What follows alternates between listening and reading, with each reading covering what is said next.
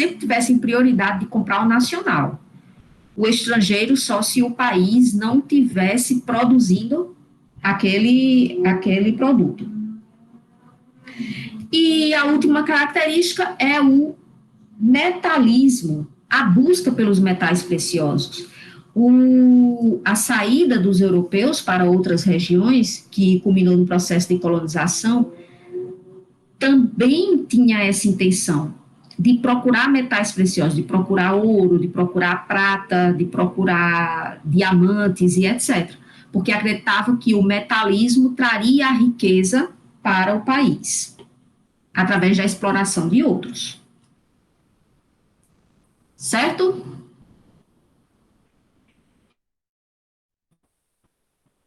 Aí, eu trago um mapa antigo para vocês, porque aqui nós vamos alcançar as grandes navegações. É importante dizer que, depois de organizar tudo, reinos organizados, estados absolutistas, o mercantilismo implantado com a questão do protecionismo, das tarifas alfandegárias, da busca por metais preciosos, a Europa em si, o continente europeu, não oferecia mais essas condições para os países europeus. Já estava desgastado, já estava extremamente explorado. Então, houve a necessidade de buscar outras regiões que pudessem oferecer riquezas. E, para isso, os europeus, eles não pensavam que as riquezas eram propriedade dos povos das outras regiões. Os europeus, eles se achavam superiores. Então, na concepção deles, enquanto superiores, eles achavam que poderiam chegar em outras regiões, explorar o território e explorar a população local, em benefício próprio. Nesse sentido, alguns países saíram e enfrentaram o novo, enfrentaram o diferente. Na época das grandes navegações, os europeus tinham noção que existia o continente europeu, que existia o continente africano e existia o que eles chamavam de as Índias. As Índias, para eles, era onde hoje nós conhecemos como a Ásia. Então, eles chamavam de Índias a China, o Japão, a própria Índia, todas as regiões chamadas de Índias. Então, a rota comercial que existia para as Índias, para o Oriente, eram as rotas que nós já mencionamos nos assuntos anteriores, ali da região itálica, né? Gênova, Veneza, Florença, essas eram as rotas conhecidas, porém era muito caro seguir viagem por essas rotas. Por quê? As cidades italianas cobravam impostos para que os comerciantes, pedágios, impostos, para que esses comerciantes chegassem até o Oriente. E não compensava buscar novos produtos, porque o lucro acabava sendo muito pouco, a viagem muito longa, e tinha que pagar essa fatia para essas cidades que já controlavam essas rotas. Existiam outras rotas que eram administradas pelos árabes, lembrando a vocês que, quer dizer, eu esqueci de mencionar isso, os árabes, eles não ficaram lá do lado oriental depois da Guerra das Cruzadas. Alguns ocuparam algumas regiões da Europa, como foi o caso da região ibérica. A região ibérica é nada mais, nada menos do que Portugal e Espanha. Então, muitos árabes ocuparam algumas regiões onde hoje nós conhecemos como Portugal e Espanha e fundaram cidades. Eles também tinham controle sobre algumas rotas, as rotas que precisava usar o mar Mediterrâneo. Então, todas as rotas que necessitavam do uso do mar Mediterrâneo, muitas delas pertenciam aos árabes que moravam nas regiões de Portugal e Espanha. E as rotas terrestres pertenciam às cidades italianas de Gênova, Veneza e Florença. Então, para os países europeus, eles necessitavam buscar outras rotas para tentar ser mais lucrativo.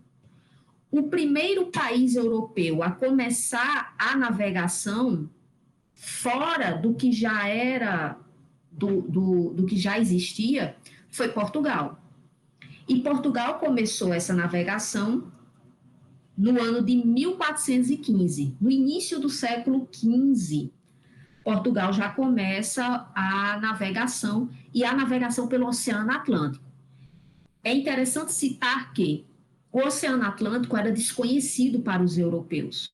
Eles tinham receio do Oceano Atlântico, porque existia muitos mitos sobre o oceano, que nesse oceano tinha muitos monstros dos mares, tinha sereias, tinha grandes redemoinhos de água, que as pessoas podiam navegar em linha reta e cair, porque eles acreditavam que a Terra era plana. Poucos acreditavam que a Terra era nesse formato que nós conhecemos hoje, né? Redonda. Então, muitos acreditavam que a Terra era plana, eles iriam seguir em frente e cair em algum momento em algum lugar. Então, eles venceram esse medo e se jogaram, né, na tentativa de navegar pelo Oceano Atlântico, mas sempre seguindo o litoral da África, sempre de olho no litoral. Eles nunca iam até mar muito aberto, eles sempre procuravam seguir o litoral. Mas por que Portugal foi o primeiro país da Europa a seguir essa rota? Primeiro que Portugal tinha uma escola de navegação, era a chamada Escola de Sagres. Era lá onde as pessoas matriculadas estudavam sobre cartografia, né, que é o estudo dos mapas. Era lá que eles estudavam com, como usar um astrolábio, que é a forma do cálculo em distância através dos astros. Então, e não só estudavam, como Portugal também desenvolvia, né? Tinha pessoas que eram especialistas em desenvolver mapas e estudos específicos sobre distâncias através do astrolábio. Então, foi assim que Portugal conseguiu, depois de unificar a região. Portugal antes era apenas um condado que pertencia à Espanha e depois se tornou totalmente independente e se chamou Portugal. Então, passado todo esse processo, eles deram início às navegações. Começou pela costa da África, então cada região que eles paravam os barcos, eles montavam as chamadas feitorias. O que eram feitorias? Eram entrepostos comerciais. Eram postos que serviam de guarnição para não permitir a entrada de povos estranhos, né, que não os portugueses, de outras nações europeias, mas também era o espaço em que eles podiam reabastecer o barco para dar continuidade à viagem. Então, cada partezinha do litoral da África que eles iam parando, eles montavam as chamadas feitorias. E assim eles seguiram por todo o litoral da África até chegar essa região aqui que eu estou com a setinha, que é a Índia. Então, todo esse mapa, a parte litorânea desse mapa, até chegar à Índia, era uma nova rota desenvolvida por Portugal. E dessa forma, professora, como é que os portugueses chegaram ao Brasil, que fica aqui do outro lado, que não tem nada a ver com essa rota que eles desenvolveram até a Índia? Para chegar aqui no Brasil, foi uma iniciativa do Pedro Álvares Cabral. Ele recebeu a autorização do rei de Portugal, na época, Dom Manuel, de que se ele, por acaso, seguindo a rota da África, conseguisse encontrar um novo território, ele teria direito a parte das riquezas encontradas nesse novo território. E aí, quando o rei autorizou Dom Pedro, quando o rei autorizou Dom Pedro, quando o rei autorizou Pedro Álvares Cabral a encontrar essa nova rota, a Espanha já tinha começado a navegação em 1492 e tinha encontrado uma região rica em prata. E Portugal ainda não tinha encontrado metais preciosos, tinha encontrado muita riqueza na Índia, como era o caso dos condimentos, né, que eram tão importantes para a Europa. Mas o metal precioso ainda não. E a Espanha tinha encontrado. Eu vou chegar no caso da Espanha. Então foi assim que Pedro Álvares Cabral resolveu sair um pouquinho do litoral africano, bem pouquinho, né? Umas quilometragens até boa, seguiu o mar e chegou aqui, acabou chegando aqui no Brasil, que na época eles achavam que era uma ilha. E esse será assunto para a nossa próxima aula. Bom, esse foi o caso de Portugal. A Espanha foi o segundo país europeu a iniciar as navegações. A Espanha só iniciou as navegações depois que os espanhóis conseguiram derrubar uma cidade árabe na Espanha chamada de Granada. Depois de muita luta com os povos árabes na região ibérica, os, os espanhóis, hoje conhecemos como os espanhóis, conseguiram expulsar os árabes e derrubar a cidade de Granada, que era uma cidade árabe na região. Quando eles fizeram isso, o próximo passo foi formar uma monarquia absolutista.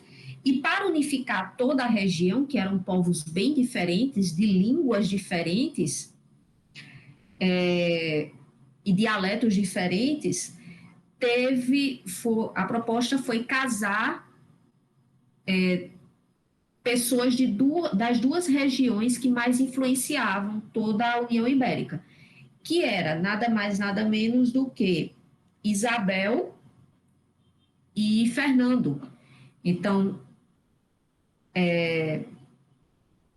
Isabel casa com Fernando e eles conseguem unificar todo o reino. Depois desse processo de unificação, estabelecem o Estado absolutista, aquelas características que nós estudamos na aula de hoje, e também o mercantilismo. É nesse contexto que um genovês, olha, Gênova, uma cidade italiana, que um genovês chega com uma proposta. Por quê? A Espanha também está nessa de tentar descobrir uma nova rota comercial. Portugal já tinha encontrado uma, já existia as de Gênova, Veneza e dos árabes, mas eles precisavam descobrir uma nova rota em busca de metalismo, né? Em busca do metalismo. Então, Cristóvão Colombo chega até eles com um novo projeto. O projeto de Cristóvão Colombo seria sair da região ibérica, onde é a Espanha, seguir pelo oeste até contornar o mundo e chegar nas Índias, que é o Oriente. Cristóvão Colombo tinha em mente, tinha certeza que a Terra era redonda que nem uma laranja. Então ele tinha certeza que se ele seguisse a oeste, mais ou menos em média uns 3 meses de viagem, ele chegaria às Índias, que é o Oriente. Claro, Cristóvão Colombo não conhecia a nossa América. Ele não tinha conhecimento dessa região. Então, ele achava que ia ser uma viagem direta pelo mar até chegar ao Oriente. Isabel achou a proposta dele muito interessante e resolveu autorizar e incentivar. Então, Cristóvão Colombo entrou em contato, pediu empréstimos, né, à burguesia comercial da região e aí levou diversos barcos a essa navegação. Navegaram, passou do prazo, né, que eles achavam que a viagem não iria ser tão longa, e de repente eles chegaram em uma região que eles achavam que eram as Índias, mas não, era a América. Eles chegaram onde hoje mais ou menos nós conhecemos como as Ilhas Caribenhas, aqui mais ou menos Bahamas, perto do México. Eles chegaram nessa região. E aí, o que eles encontraram foi que alguns nativos da região usavam como adereço prata e ouro. Então, isso chamou muita atenção do Cristóvão Colombo. E ele pensou logo em levar exemplos do que eles encontraram na região para a Espanha. E assim o processo de colonização da Espanha não foi totalmente por Cristóvão Colombo, mas por diversos outros navegadores que foram conquistando o espaço conhecido hoje como América do Norte e América Central. Diante de duas nações europeias no processo de navegação, veio alguns tratados para tentar levar o acordo dessas regiões, para que essas regiões não entrassem em atrito na questão das conquistas territoriais. Então, o primeiro tratado, por intermédio da Igreja Católica, porque eram duas nações católicas, então a Igreja Católica intermediava para que não houvesse a questão de estar beneficiando uma e outra não. Então, a primeira foi a Bula Intercoetera, no ano de 1493, que era nada mais, nada menos do que uma linha imaginária a 100 metros da ilha de Cabo Verde, na costa da África. Então, todo o leste dessa linha imaginária ficaria com Portugal e o oeste ficaria com a Espanha. Portugal não gostou muito dessa proposta, porque mesmo em 1493, não tendo chegado ao Brasil, mas a Espanha tinha chegado em um território, Portugal queria ter a oportunidade de ver se conseguia encontrar alguma coisa pelo lado de cá também. Então, o segundo tratado foi o Tratado de Tordesilhas, aqui, cá estamos nós. O segundo tratado foi o de Tordesilhas, no ano de 1494, que era uma linha imaginária que traçava uma divisão a 370 léguas da ilha de Cabo Verde. Então, a leste, tudo que ficasse a leste pertenceria a Portugal e a oeste pertenceria à Espanha. Então, Portugal acabava ficando com um trechinho dessa nova terra que ainda iria chegar no ano de 1500. Certinho? Bom, Portugal e Espanha não foram os únicos países da Europa no processo das grandes navegações. Posteriormente, veio também a França, a Inglaterra e a Holanda, só que elas não entraram nessa divisão do Tratado de Tordesilhas. Então, esses países ficaram de fora, teriam que conquistar regiões que não estivessem dentro da divisão da Espanha e de Portugal, dentro da divisão do Tratado de Tordesilhas. Por isso que, por exemplo, a Inglaterra foi desenvolvendo mais a questão do que futuramente vai ser a industrialização e ficou com alguns países, ficou com algumas regiões da América que não foram do interesse da Espanha, e a França utilizava da pirataria. Então, como os franceses eram proibidos de estar nessas regiões, eles apareciam, por exemplo, aqui no Brasil como piratas e faziam amizades com os índios. Então, enquanto os portugueses exploravam os índios, os franceses se faziam de amigos, frequentavam as tribos e estabeleciam trocas comerciais com os índios mais rentáveis para os índios.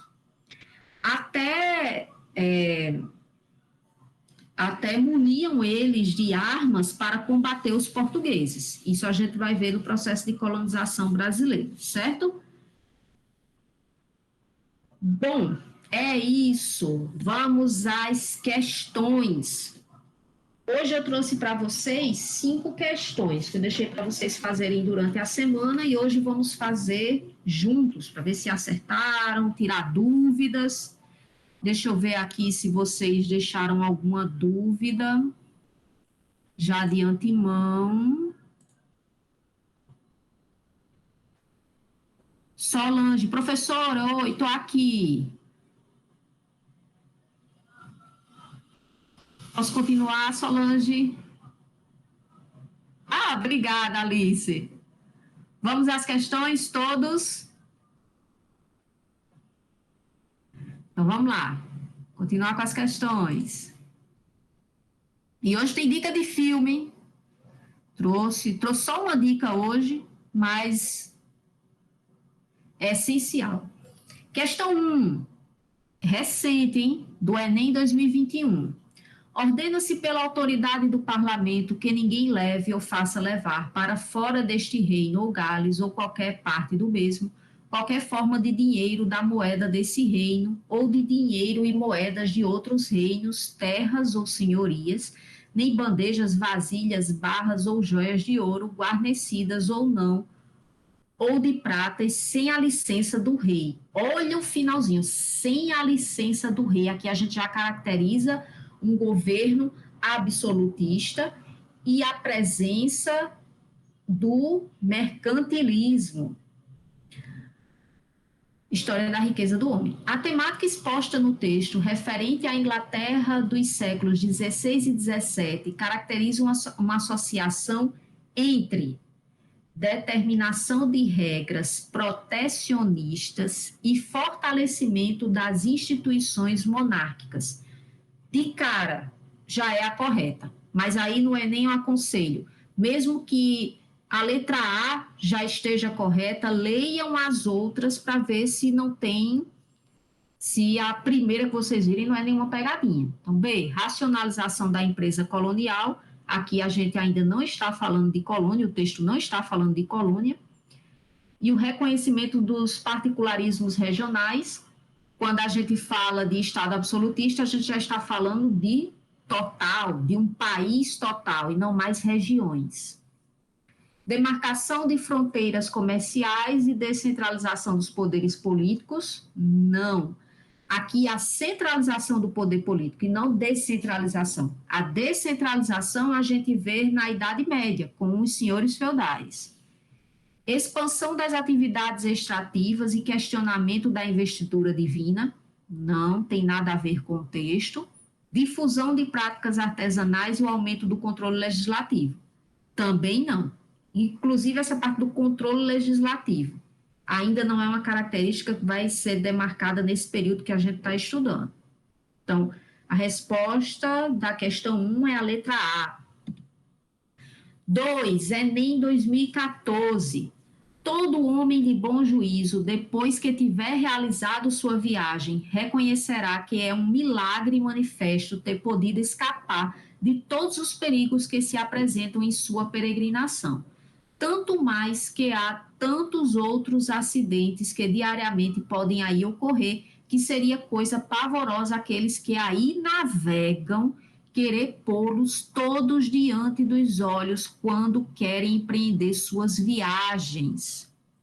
Esse relato, associado ao imaginário das viagens marítimas, lembrando que eles tinham muito medo de enfrentar o grande mar, que era o Oceano Atlântico, expressa um sentimento de gosto pela aventura. Não, eles tinham receio, mas acima do receio eles queriam ser ricos. Fascínio pelo fantástico, também não. Temor do desconhecido. Cá está a nossa resposta. Questão 2, letra C. Temor do desconhecido. Interesse pela natureza, não. Purgação dos pecados, também não. Mesmo temendo o desconhecido, os europeus enfrentaram o mar aberto para buscar riquezas. Mas eles tinham medo. Questão 3, Enem 2006. O que chamamos de corte principesca era essencialmente o palácio do príncipe. Os músicos eram tão indispensáveis nesses grandes palácios quanto os pasteleiros, os cozinheiros e os criados. Eles eram o que se chamavam tanto pejorativamente de criados da libré. A maior parte dos músicos ficava satisfeita quando tinha garantida a subsistência, como acontecia com outras pessoas de classe média, entre aspas, na corte. Entre os que não se satisfaziam estava o pai de Mozart, mas ele também se curvou às circunstâncias a que não podia escapar. Considerando-se que a sociedade do antigo regime dividia-se tradicionalmente em estamentos, essa sociedade que nós estudamos está dividida entre nobreza, os nobres, o clero, porque a Igreja Católica ela está ao lado e ela apoia o Estado absolutista, e o terceiro estado é nada mais, nada menos do que o povão. São todos aqueles que não fazem parte da nobreza nem fazem parte do clero. É correto afirmar que o autor do texto, ao fazer referência à classe média, descreve a sociedade utilizando a noção posterior de classe social, a fim de aproximar da nobreza cortesã a condição de classe dos músicos que pertenciam ao terceiro estado. Aqui não é 30 estado, é terceiro, gente, foi erro de digitação. A gente vê no texto que os músicos estão próximos a uma nobreza? Não. Os músicos eram chamados para divertir os nobres, mas jamais eram colocados na condição de nobre. B. Destacar a consciência de classe que possuíam os músicos, ao contrário dos demais trabalhadores manuais, não é esse o sentido do texto. C. Indicar que os músicos se encontravam na mesma situação que os demais membros do terceiro estado. Eis a nossa resposta. Questão 3, letra C. Distinguir dentro do terceiro estado as condições que viviam os criados e os camponeses também não, e comprovar a existência no interior da corte de uma luta de classe de trabalhadores manuais. O texto não está falando sobre isso. Então, questão 3, a resposta é a letra C. 4, Enem 2018. O encontro entre o velho e o novo mundo. Velho mundo é a Europa. Novo mundo é a América. Por que se chama de novo, professora?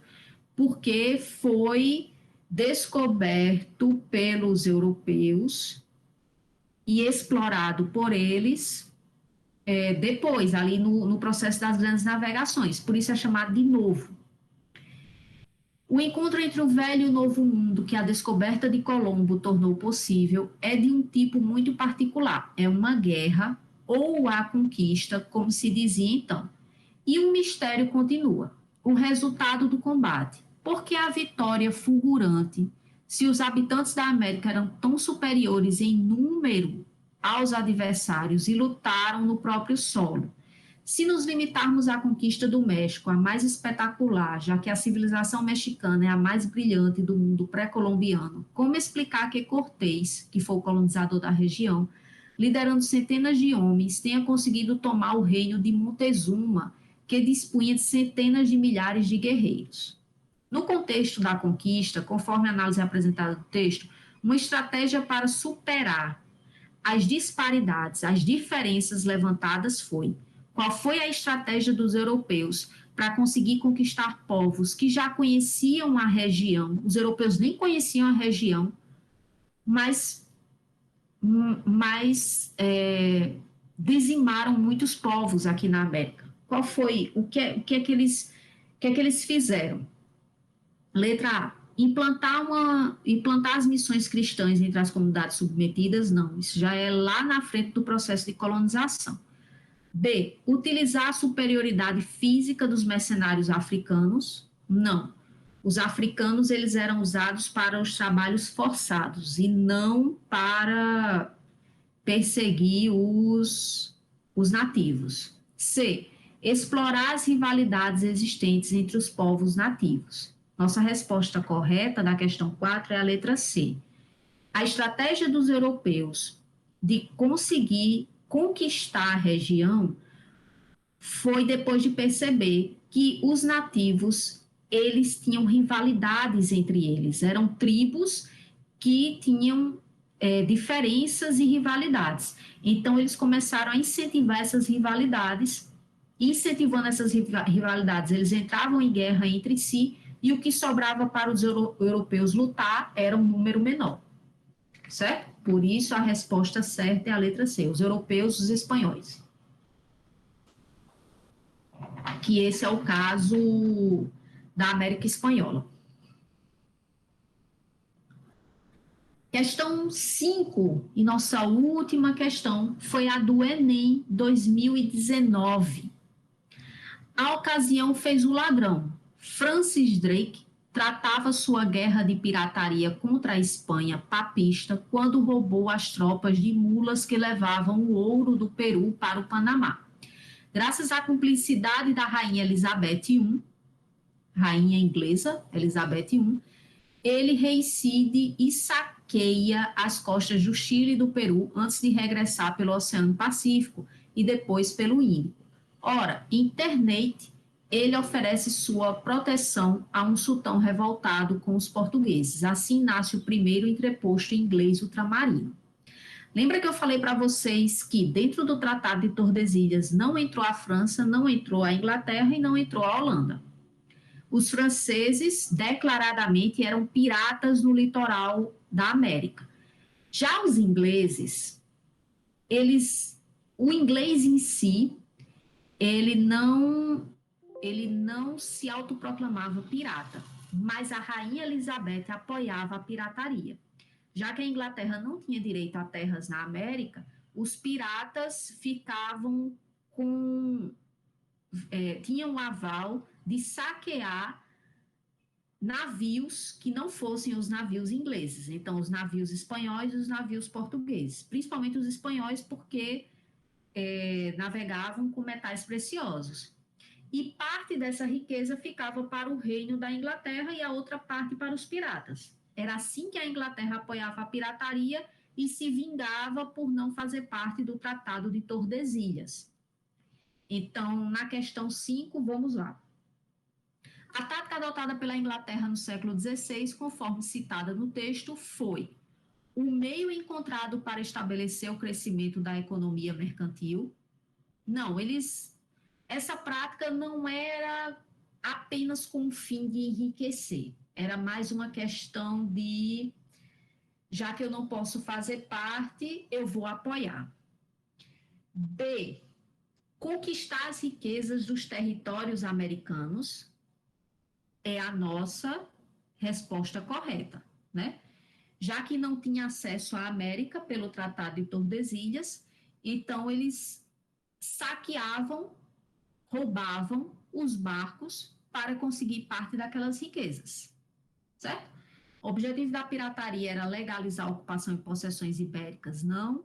Ganhar a adesão das potências europeias também não, e fortalecer as rotas do comércio marítimo não era o objetivo da pirataria.